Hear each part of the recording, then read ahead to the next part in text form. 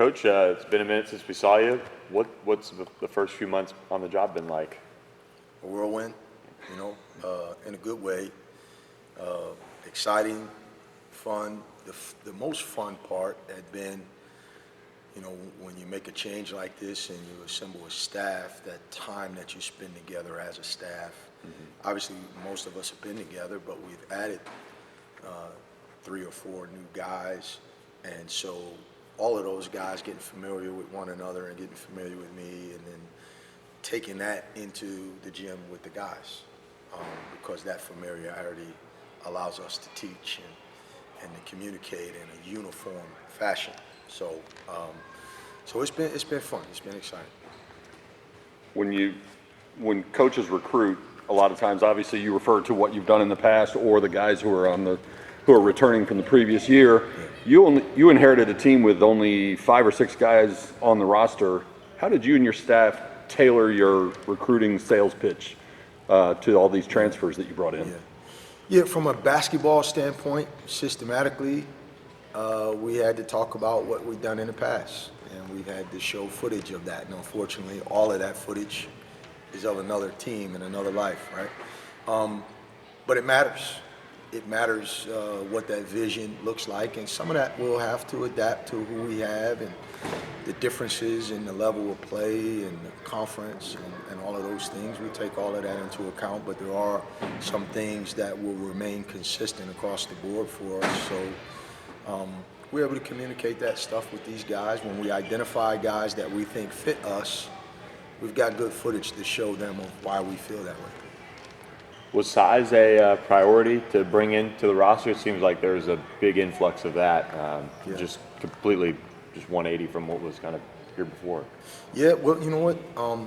I think most people want to get good big men, and then when you don't, you adapt, and you see a lot of people playing smaller because that's what they have, but not necessarily because it's what they want.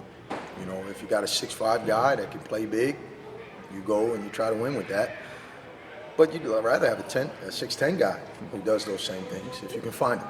And so we've tried to do that. And we've gotten some quality size along the front line, some length coming in, and then we had some guys that had length on the perimeter already in-house. So we hope that it becomes a real advantage for us. If I'm not mistaken, all your new guys are transfers, and is that a byproduct of when you and your staff arrived, or in this era of the transfer portal, is that a blueprint you plan to follow in years ahead as well? No, it was a byproduct of the timing and the circumstances and the need to try to put the most competitive team on the floor as possible without compromising our core values.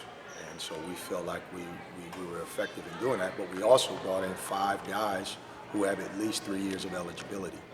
So ultimately, and we've talked about this from day one, we want to establish a level of continuity. We don't want to have a revolving door. So we want guys that we could build relationships with, some continuity with, and eventually get to a point where we've got a team with a lot of experience in terms of what we do. And now we get to recruit behind that and try to build on that continuity through high school, and then try to complement whatever happens there on the other end.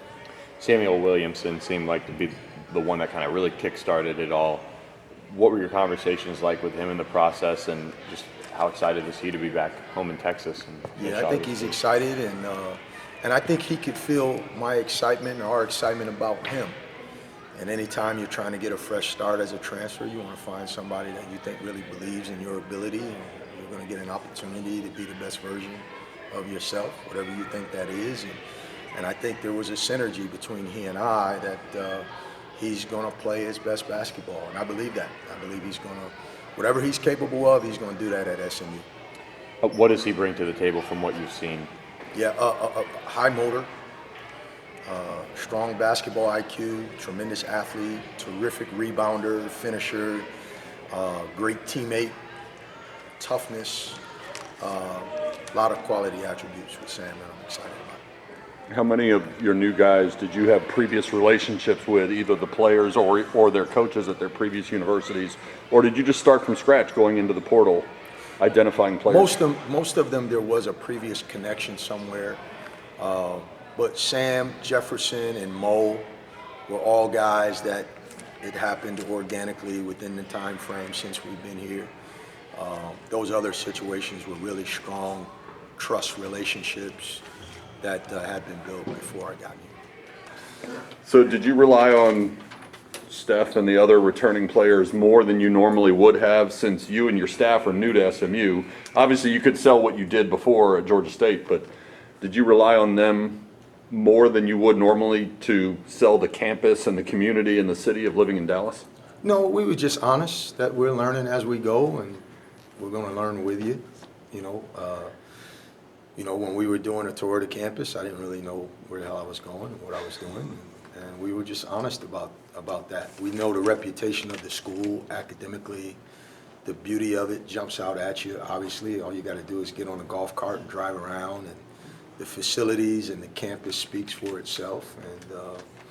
And we did rely on the returning guys to make these new guys feel comfortable that they were going to be around other young guys that were good people and hard workers, and that they weren't going to be walking into a locker room with guys that they didn't have anything in common with.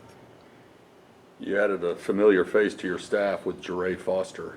What was it about him that made you want him to be part of your program going forward? Well, he has an obvious reputation here for being a rock solid, tremendous human being. And I first met Jaray when he was a senior in high school. I was recruiting a kid by the name of Kerwin Roach, who ended up attending UT. So I got to know him a little bit, but I got to know a lot about him during that time, because when I first met him, he was on crutches. So I heard his story, and I followed his career because of the connection with Kerwin. And so I knew a little bit about him. And in my encounters with him when I first got here, he was such an impressive young person that really a maturity beyond his years and a presentation that is just first class. And he had expressed to me that he wanted to be a part of what we were doing. And I didn't think I was hearing right, because I think he's a young man that whatever career aspirations he has for himself, he's going to do just fine. So if he wanted to be a CEO, he'd probably go and do that. And so if he wanted to have a career in coaching, he could be a head coach one day. And so I gave him whatever time he needed to process that. But if he wanted to be here, I wanted him to be here, because I think his story and his journey is one that I want the players that we bring to the program to be exposed to. And there's a lot of value in that. And I think him personally, for his career, I'd love to be a part of his journey. You comment about how you and your staff are still getting used to the campus and the city and not always sure where you're going. And during that transition process, you also have spent some time with USA Basketball's under 18. Mm-hmm. How did you juggle getting settled in and used to your new job and your responsibilities with USA Basketball? Yeah, you know what? There was a graphic that went out about us getting the gold, and I thought it was a little bit misleading because my involvement with USA Basketball did not warrant any such recognition. Quite honestly, they have a process in USA Basketball that to be a coach, you first have to be what is called a court coach. And what a court coach does is assist in the process of the selection of the team. And so for 2 days, I go there and I help me and 2 other coaches coach the group of 27. They split them in 3 teams. We coach the teams, we do the drills, while the actual coaching staff observes. And then we go into a room for a couple of days, some really bright minds. So it was I got more out of it than I offered. Matt Painter, Mark Fox, James Jones, Mike Boynton, Tad Boyle, these guys, they put their heads together and they make a team. And once they make the team, they go and play without us. And I just turn around and come home. So it wasn't like I was juggling anything. But by virtue of having done that, now going forward, I get the opportunity to be a coach going forward. It's like the initiation for USA Basketball is to be a court coach. So I spent 2 days as a court coach. How did it even come about? Did you have a relationship with Coach Boyle, or did you apply for this? Did he come get you? No, the committee selected me. So Matt Painter is the chair of the committee. The executive director of USA Basketball is a longtime friend of mine, Sean Ford. His brother was in my wedding. His father was the director of human resources at St. Bonaventure. So we go back quite a ways. And he's had other opportunities to invite me, and this was the first time. So, but Matt Painter was the catalyst for the opportunity. Going to the front court, I mean, you add Mo, you add Xavier, you've got Frank coming back. What have you seen out of those guys so far? Keon Ambrose, yeah. F.A. Is that how you say it? F.A. F.A. Yeah. Okay, right. Yeah. These are all good, talented players. It's just a matter of Xavier getting healthy, F.A. getting here, Mo adapting to the speed and being other big guys in the gym to wrestle with. Frank's health. And then Xavier has been cleared to run, but he hasn't been cleared for contact. So it's just a matter of everybody getting to a point where they get healthy enough, and when they do, and that time will come, I think we could be formidable because we will have some rebounding, some physical toughness, guys that can score around the basket. So they won't just be big. These are good players. This is not just size for size sake. We'll look good on the court and in the warm-ups with those guys. But they still got a long way to go. They're learning a new system. For the guys that are getting healthy, they first have to get confidence just in their bodies, and then they have to get confidence in what they're doing inside of our system. So, I think I have to approach it with the appropriate level of patience, but I'm excited. You mentioned Xavier's on the mend, on his way back. Do you have a sort of a timeline in mind when he'll be cleared to practice fully and be ready for the season? No, but I can say that we're going to be as deliberate as possible because you're dealing with a foot injury. And anytime you've had experience with big kids with foot injuries, you want to make sure that when a guy comes back that he isn't compensating so much that either he re-injures or does something else in that process. So I'm going to defer to Miles Thornton and medical staff and make sure that the rush of a coach wanting to get his team intact doesn't compromise the kid's future. So I'm going to be as patient as possible with him, but I'm optimistic. Zach Nuttall is somebody that Andre Owens has a relationship with back at Sam Houston. How has he adjusted? I mean, I think last year probably wasn't what he was, hoping for coming from, being the Southland Player of the Year. What have you seen from him so far?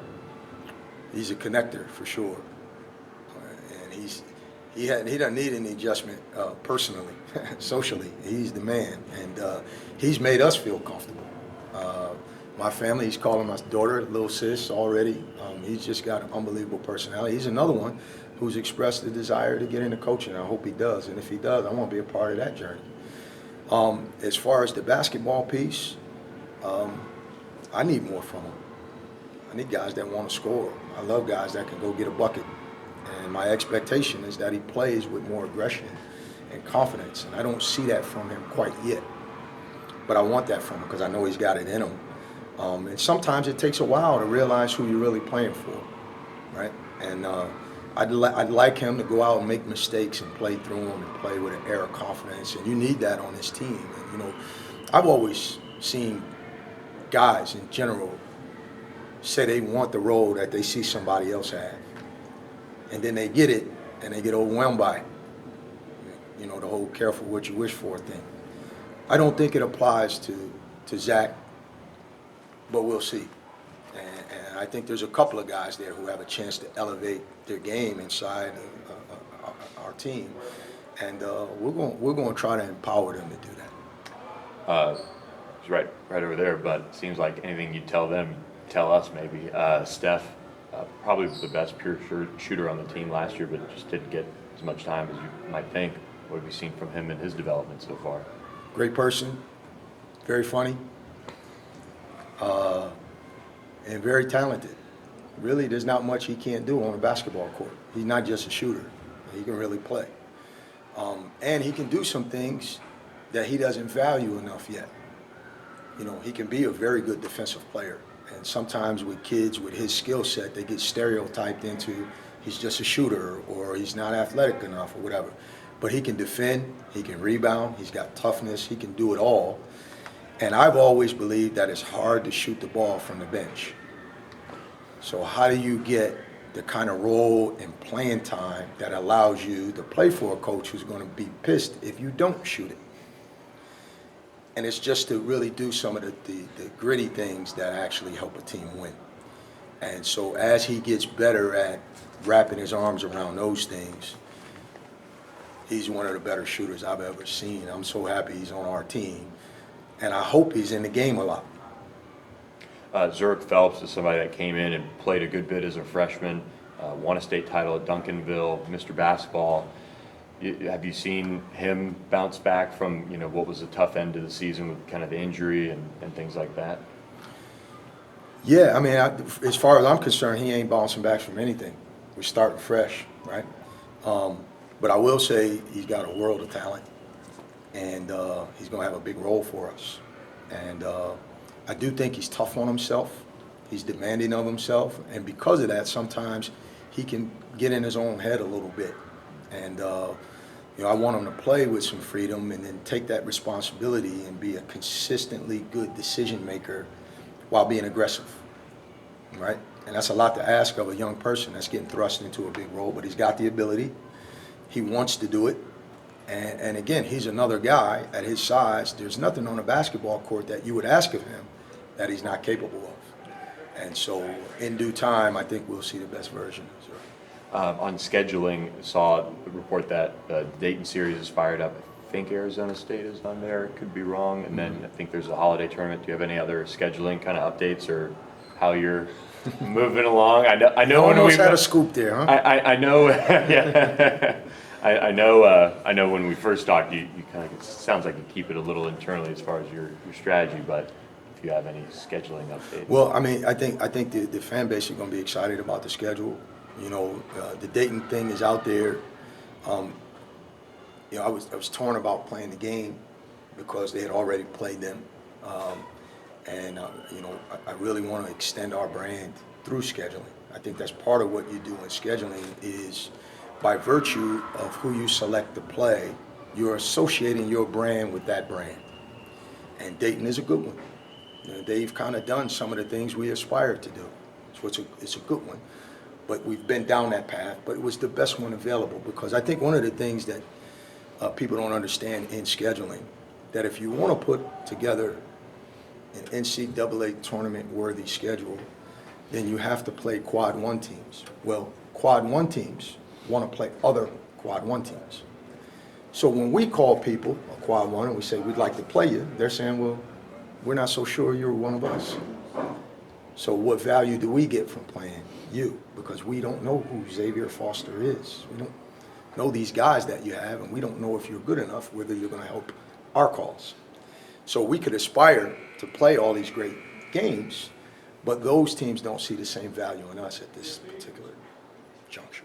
So we made the calls, and I think we still netted out in a good place.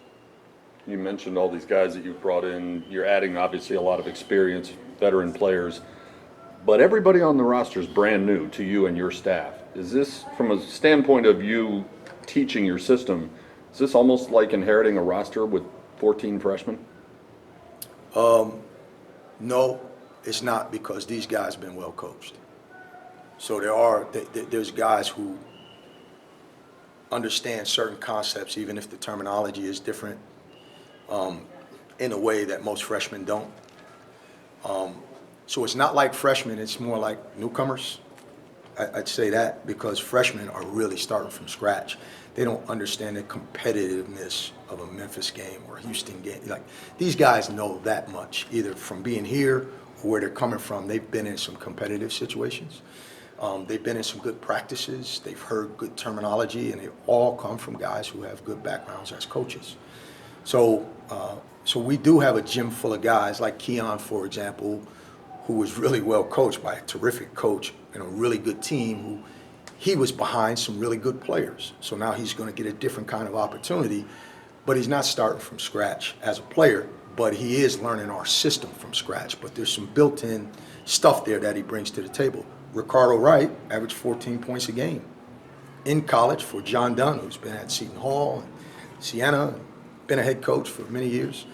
And he's, anytime you're approaching 1,000 points in 2 years, you're not a freshman, even though he's got 3 years of eligibility remaining. So FA is he's a mean dude who he knows what he's doing out there, but he's going to be in a new system. So there will be a learning curve for these guys, but not starting from scratch. Some coaches talk about either implementing a portion of their system the first year and then adding a little more going forward, and others just give their team the entire system and kick them in the deep end and make them learn a lot at once. Which approach do you take?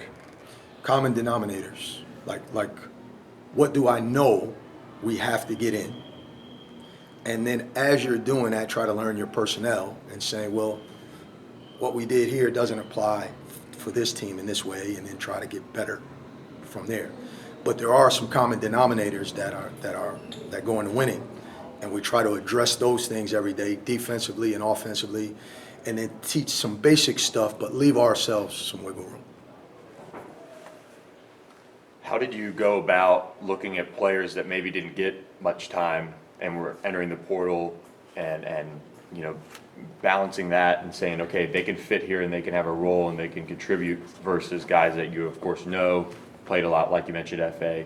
How do you balance all that and kind of project some of those guys that maybe didn't get as much time, in the past, at the past place? Well, you make sure that character is at the starting point, so that if the kid isn't quite the player you want, you're still getting a great person in your program, right? So as a starting point, make sure you get all guys with high character that have good work ethic.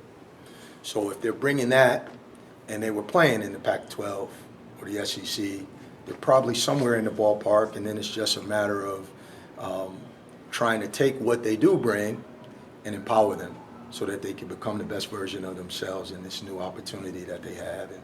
And there wasn't anyone in particular that we had zero intel on as a player, whether it's before going to college or since. And sometimes it was just a matter of, knowing that a guy's a great defensive player and having great character and saying, okay, we'll take the value and we'll work with that. And so there'll be some voids in our roster, and we do, by and large, going back to the previous question about starting from scratch, I do think one of the dynamics with our team is take Ricardo, FA, and Zach.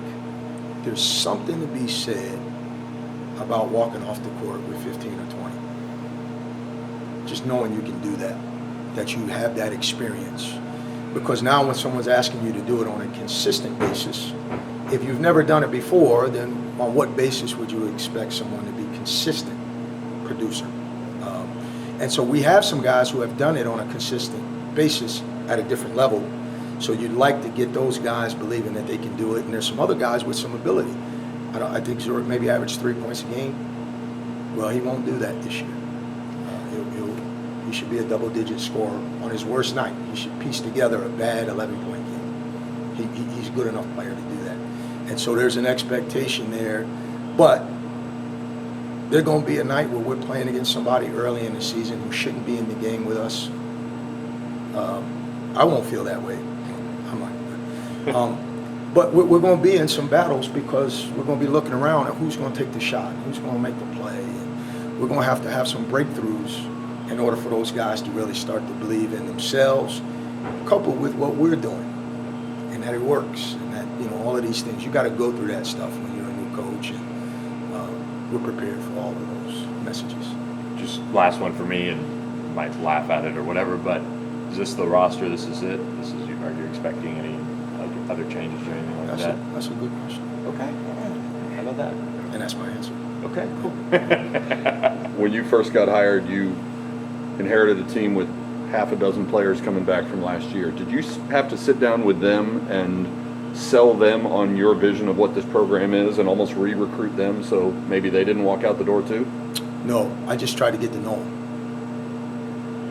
and then let them process whatever information that they had and make the decision for themselves. So I wasn't trying to sell Emmanuel on staying. I just wanted to get to know him, and he made a decision that was best for him, and I respected him. We actually walked away with a mutual respect. And so, you know, I've moved around so much that I've got no right to judge someone's desire to make a move. You know, my kids are still pissed that we left Knoxville, right? So I have to be objective in these situations and try the best I can to put myself in young people's shoes and also let them know what we're about through interaction instead of sitting around trying to sell myself. Because kids are going to see what you're about when you're around them. And so instead of trying to sell them, just let them get a feel for themselves through conversations about the things that we're doing. And even Emmanuel was awesome because he didn't miss any workout. Even when he was thinking, contemplating about leaving, he did everything we did as a team. He was there. He asked questions, he worked hard, and he was open about the fact that he was torn because he had some things that he wanted to accomplish as a professional player. And he was trying to assess which situation is going to be the best for my professional aspirations. And you know, I don't think very many kids are that authentic communication-wise. And he did that. So I got love for him. I'm happy for him, and I'll be rooting for him. And I do wish we had him because he does bring something that we don't have without him. But no ill will there whatsoever.